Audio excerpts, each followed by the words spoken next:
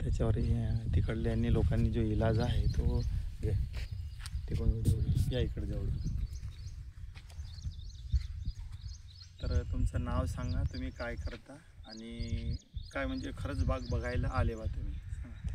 मी अमोल गडपाहिले, राहणार हळदोली राजा, पोस्ट डोंगरमोदा, तहसील कुई, जिल्हा नागपूर.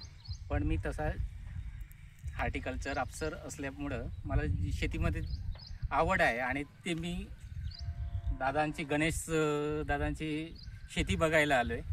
माझ्याकडे पण टायवान पिंक पेरूची बाग आहे. एक आपला ग्रुप बनवावं म्हणून मी त्यांच्यासोबत कन्सल्टन्सीसाठी आलेलो आहोत. तर सर आपलं हे 1.5 महिन्याचं म्हणजे शेवग्याचं झाड आहे, 2.5 महिन्याचं. ओडीसी जातीचं आपण व्हरायटी लावली होती. तर खरंच म्हणजे त्याच्या मानानं वाढ त्यांची व्यवस्थित आणि अगदी याला फुलं पण आलेली आहे बघा. दीड महिन्यामध्ये. नाही तर शेवग्याला 6 महिने तर फुल येतच नाही, पण 1.5 महिन्यामध्ये अगदी फुलं आलेले आहे. तर मॅनेजमेंट तुम्हाला आपलं म्हणजे खरंच मॅनेजमेंट एकदम बेस्ट आहे.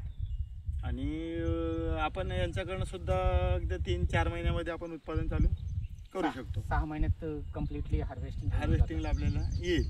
तर झाडाची कंडिशन व्यवस्थित आहे आणि कमी खर्चामध्ये शेतकऱ्याला साथ देणारं पीक शेवगा तरी एक तारणारं पीक असलं आहे आणि खूप असं म्हणजे जास्त खर्च येत नाही आणि शेतकऱ्यांनी करायला बिलकुल हरकतच नाही. ओके, धन्यवाद.